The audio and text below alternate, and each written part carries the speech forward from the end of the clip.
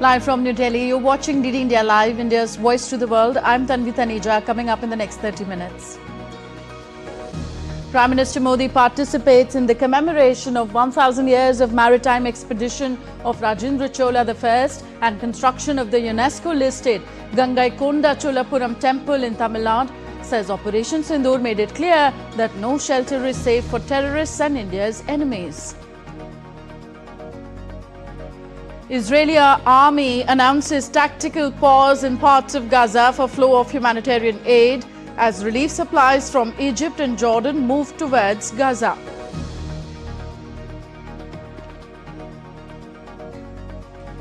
And Thailand and Cambodia agree to Malaysian mediation as the clash enters day 4. Cambodian Prime Minister Hun Manet and Thai Acting Prime Minister Phumtham Vechayai are expected to meet in Malaysia on Monday.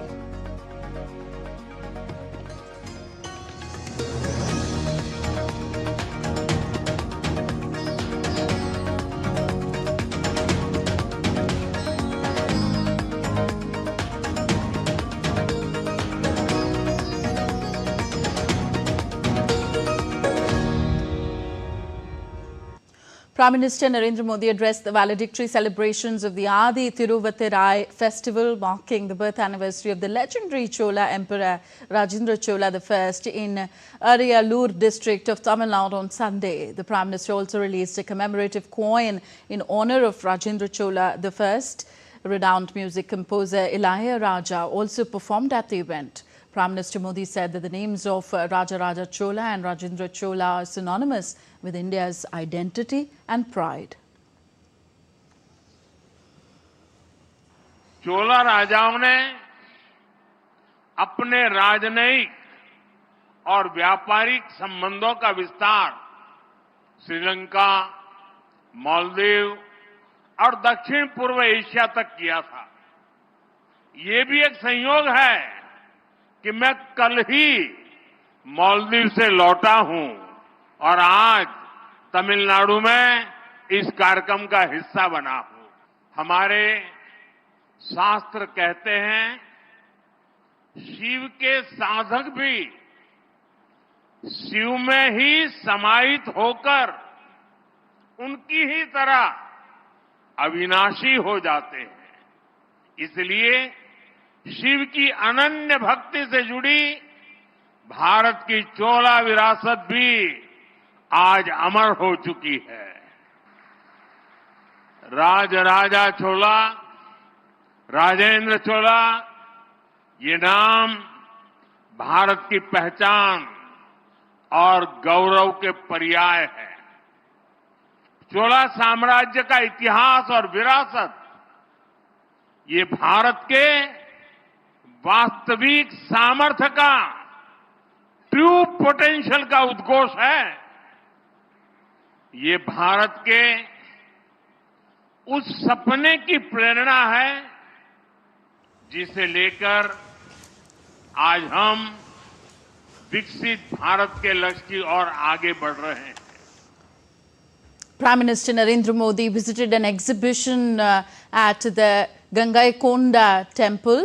The exhibition showcases exquisite artifacts, ancient sculptures and vibrant artworks that highlight the architectural and religious grandeur of the Durga temple. Prime Minister Modi's visit underscores the government's commitment to preserving and promoting India's cultural legacy. Today, the Gangaikonda Cholapuram temple stands as a UNESCO World Heritage Site renowned for its intricate sculptures, Chola bronze and ancient inscriptions. Prime Minister Narendra Modi further offered prayers at the Gangaikonda Cholapuram temple. He is participating in the celebration of the birth anniversary of the great Chola Emperor Rajendra Chola I with the Adi Thiruvattirai festival at the temple.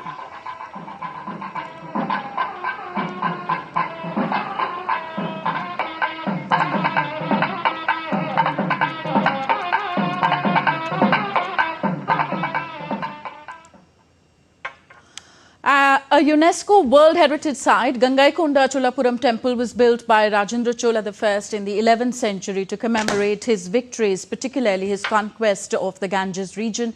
Earlier in the day, Prime Minister Modi also held a roadshow in Tamil Nadu.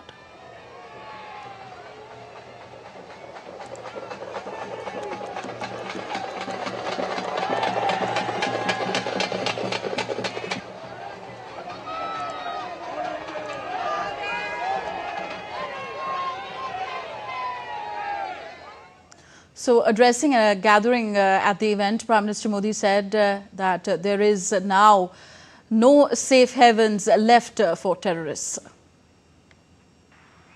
Operation Sindoor के दौरान दुनिया ने देखा है कि कोई अगर भारत की सुरक्षा और संप्रभुता पर हमला करता है तो भारत उसे कैसे जवाब देता है। ऑपरेशन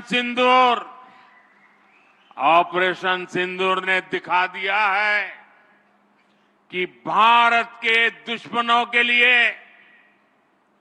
आतंकवादियों के लिए अब कोई ठिकाना सुरक्षित नहीं है।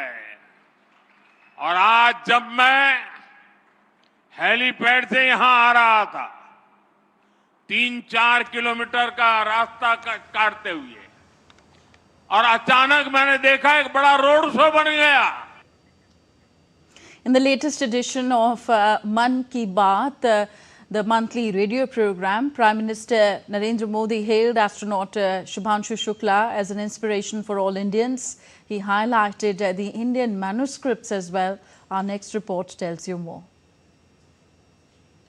Prime Minister Narendra Modi, in the latest edition of Mann Ki Baat, once again spoke about the nation's successes and the achievements of its people.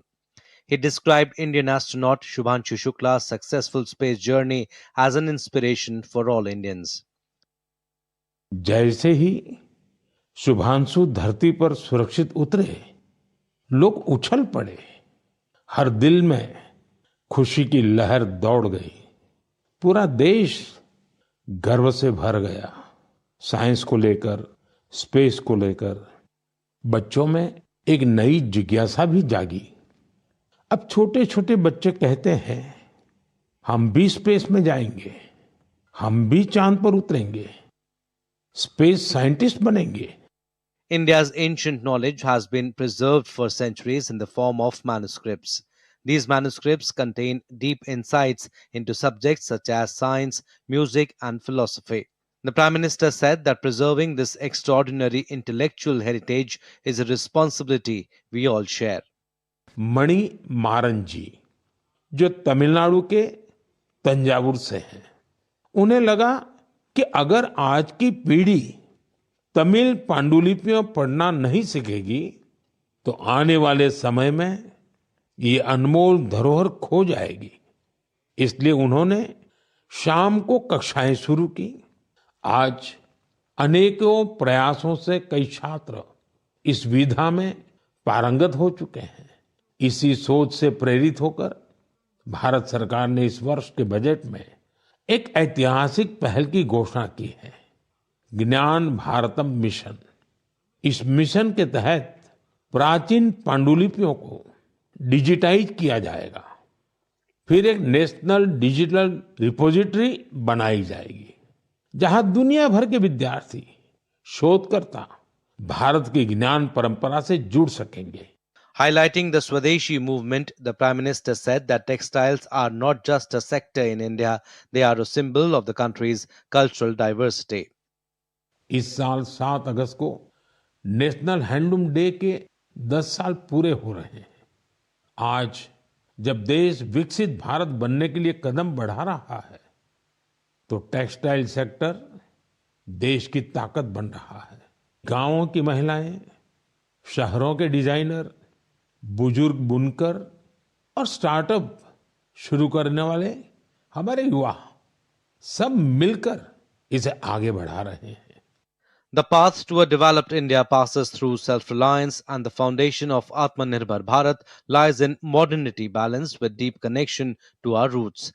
It is only through cultural vibrancy that a nation can shine brightly on the global stage. Bureau Report, DD India. In India's financial capital, Mumbai, Minister of Commerce and Industry Piyush Goyal spoke about the recently signed India-UK Free Trade Agreement, highlighting that it reflects the growing strength of India. He added that the agreement is a result of the trust Prime Minister Modi has earned worldwide, which has enabled India to negotiate and enter into agreements with developed countries. I think this UK-India Comprehensive Economic and Trade Agreement is the result of the trust that Prime Minister Modi has earned across the world, because of which now we are negotiating and finalizing agreements with developed countries with whom we do not compete, but with whom we complement each other. It will open up a plethora of opportunities. It is the most comprehensive free trade agreement India has ever entered into. The second round of negotiations for the India-New Zealand Free Trade Agreement concluded in New Delhi, further advancing the shared objective of strengthening bilateral trade and economic partnerships. The FTA was launched during the meeting between Union Minister of Commerce and Industry Piyush Goyal and his New Zealand counterpart on March 16, 2025. The third round of negotiations is scheduled to be held in New Zealand in September 2025. India's bilateral merchandise trade with New Zealand reached $1.3 billion in 2024-25 fiscal, recording a growth of 48.6% over the previous financial year. This signals the growing potential of the economic partnership. The FTA is expected to enhance trade flows, support investment linkages, promote supply chain resilience, and establish a predictable and enabling environment for businesses in both countries. India has dispatched a consignment of 10 tons of humanitarian assistance to the people of Somalia in a significant gesture of international solidarity towards the African nation, which had been grappling with an escalating crisis amid internal conflict, climate shocks and economic hardships. According to the Ministry of External Affairs, the consignment comprises a variety of critical medical supplies, including essential medicines, surgical items, hospital essentials and biomedical equipment. The packages were also prominently marked with the Indian national flag and labelled as gift from the people and government of India. Somalia is currently experiencing the effects of La Nina, which is projected to persist until at least mid-2025. This is causing dry spells and below average rainfall in the nation. 6 million people will require immediate life-saving humanitarian aid and protection in 2025. India also dispatched a tranche of 5 metric tons of black-eyed cowpea seeds to Fiji on Saturday in a significant boost to agricultural collaboration with its Pacific partner in the Indo-Pacific region. The government of India has supported Fiji's nation-building efforts across multiple sectors, especially in human resource development and capacity building. From counter-insurgency operations to election security and VIP protection, the CRPF, Central Reserve Police Force, remains the nation's formidable backbone in ensuring internal peace and order. A report. Formed on July 27, 1939 as the Crown Representatives Police, the force was initially tasked with quelling disturbances in princely states. Over the decades, it has transformed into one of the most seasoned and respected paramilitary forces in the country, now called the CRPF. With 6 all-women battalions, a first among India's paramilitary ranks, CRPF continues to set benchmarks in inclusive security. The first such unit, the 88M Battalion, was formed in 1986 and is headquartered in New Delhi. These battalions play a vital role in managing sensitive situations with empathy, strength and precision. Its expertise in VIP protection is second to none. From union ministers and chief ministers to spiritual leaders and bureaucrats, CRPF's elite security wing ensures safety with uncompromising professionalism. One of CRPF's most decorated units, the Cobra or Commando Battalion for Resolute Action, is tailored for guerrilla and jungle warfare, especially against Maoist insurgents. With over 10 Cobra units deployed in left-wing extremism zones, their operations have led to a 70% decline in Maoist violence over the past decade. The Rapid Action Force, formed in 1992, is another specialized wing within CRPF. Trained to respond to riots and civil unrest with restraint and resolve, RAF has often been the first responder in times of internal crisis. Be it maintaining peace in Kashmir, ensuring fair elections across the nation, or reclaiming areas once under insurgent control, the CRPF remains a steadfast guardian of India's democratic fabric. Behind the uniforms are stories of courage, sacrifice, and relentless duty.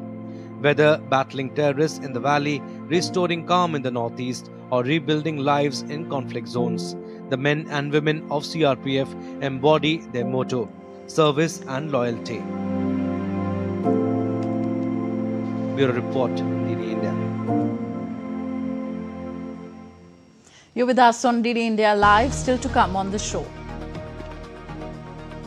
Australia and Britain sign a new historic 50-year treaty deepening nuclear submarine partnership. Thousands rally in Malaysia to call for Prime Minister Anwar's resignation over rising prices and alleged corruption. And EU Chief Ursula von der Leyen heads to Scotland for trade talks with US President Donald Trump.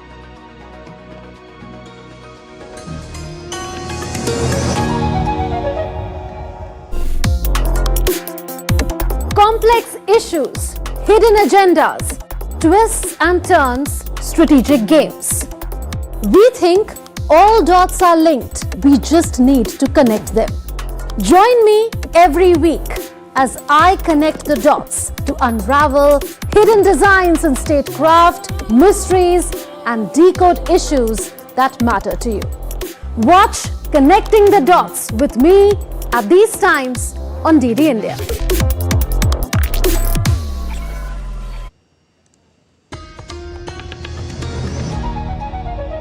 Welcome back. You're watching DD India Live. I'm Tanvi Taneja.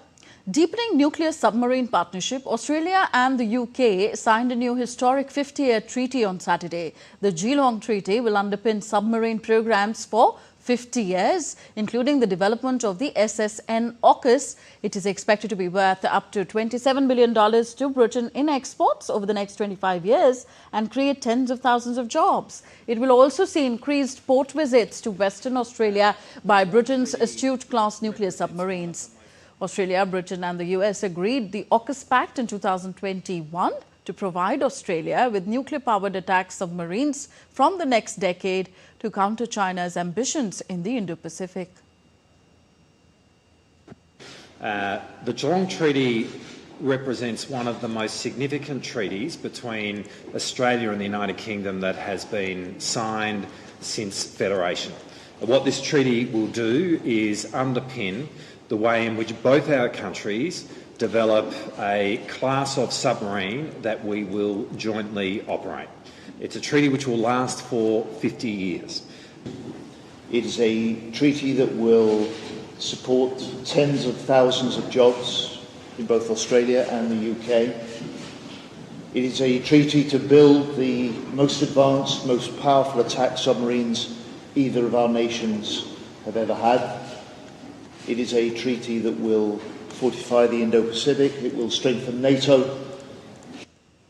Israel declared a tactical pause in fighting in parts of Gaza on Sunday, allowing the UN and aid agencies to open secure land routes to tackle a deepening hunger crisis. Israel had earlier begun airdropping food into the territory, rejecting allegations of using starvation as a weapon against Palestinians. UN and international organizations increased the scale of humanitarian aid entering the Gaza Strip. The pause in fighting would be limited to areas where the military says Israeli troops are not currently operating and will last from 10 a.m. until 8 p.m. local time every day. Meanwhile, 8 trucks had begun entering the Gaza Strip as Israel announced a tactical pause in parts of the devastated territory to allow deliveries. Israel insists it is not restricting aid and claims some UN agencies are failing to distribute supplies already inside Gaza. Hundreds of Palestinians in Beit Lahia were able to access bags of flour and aid that have entered Gaza through Israel. Humanitarian corridors are to be established for the safe movement of United Nations convoys delivering aid to Gazans and humanitarian pauses to be implemented in densely populated areas. The UN has assured to reach starving people in Gaza during Israeli pauses. Thailand and Cambodia clashes continue on the 4th day despite a ceasefire agreement talks after a late-night intervention by US President Donald Trump. Leaders of the two Southeast Asian nations said that they were willing to start talks to end the fighting and quickly work out a ceasefire. However, Cambodia reported fresh artillery clashes on Sunday morning near the two long contested ancient temples and held Thailand responsible for it. However, Thailand said that Cambodia fired first. Meanwhile, Cambodian Prime Minister Hun Manet and Thai Acting Prime Minister Phumtham Vechachai will come to Malaysia on Monday to discuss an escalating border conflict between the two countries. Thailand says it will agree to a ceasefire only after Cambodia gives assurances to ensure the safety of Thais living along the border.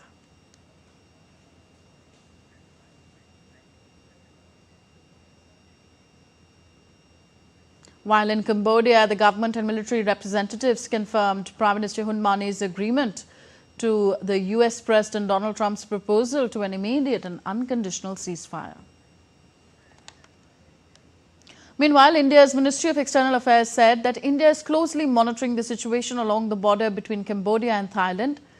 MEA spokesperson added that India has close and friendly relations with both countries and hopes that both sides will take measures for a ceasefire and cessation of hostilities and prevention of further escalation. The ministry has also released the helpline number of the Embassy of Thailand and Cambodia for any assistance.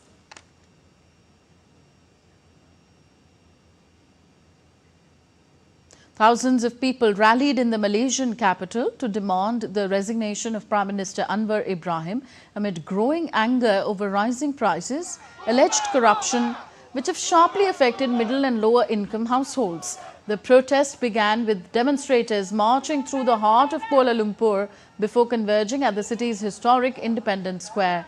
The rally, organized by opposition groups, drew a crowd of at least 18,000 people. Many also criticized what they see as the government's failure to deliver on promises of transparency and reform that Anwar pledged when he came to power.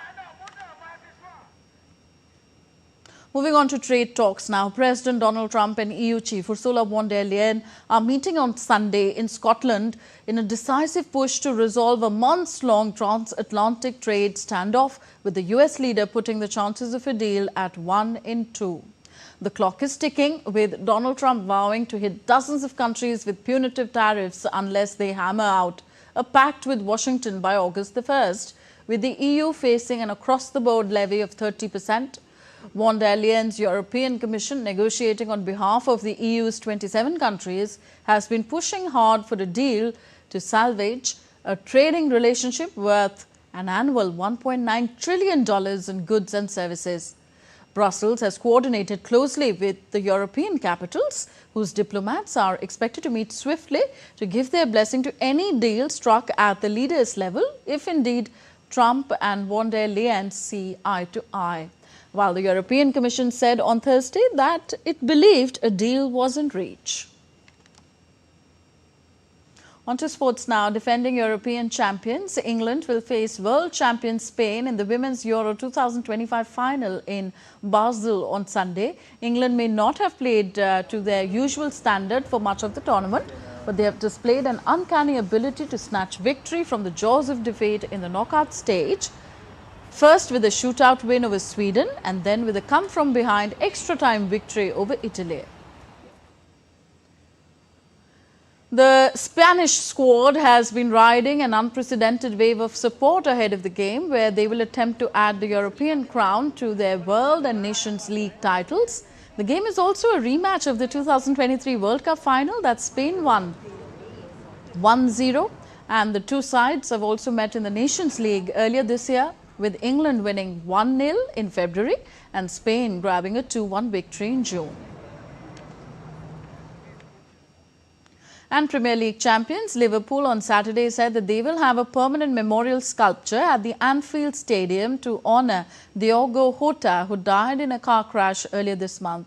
Father of three, Jota died alongside his brother on July 3rd, 11 days after marrying his long-term partner Ruta Cardoso, after their car came off the road and burst into flames in northern Spain. A large number of tributes in the shape of flowers, scarves, cards and jerseys have been left at the Anfield, which Liverpool said would form the basis for the permanent monument. The club also said that players will have a Forever 20 emblem referencing Jota's now retired shirt number printed on their shirts and stadium jackets for the season.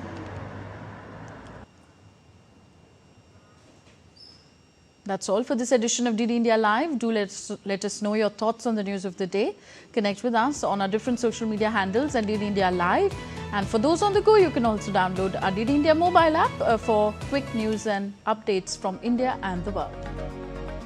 We'll be back with more news as it breaks here on DD India. I'm Tanvi Taneja from all of us here in New Delhi. Thank you for watching. Namaskar.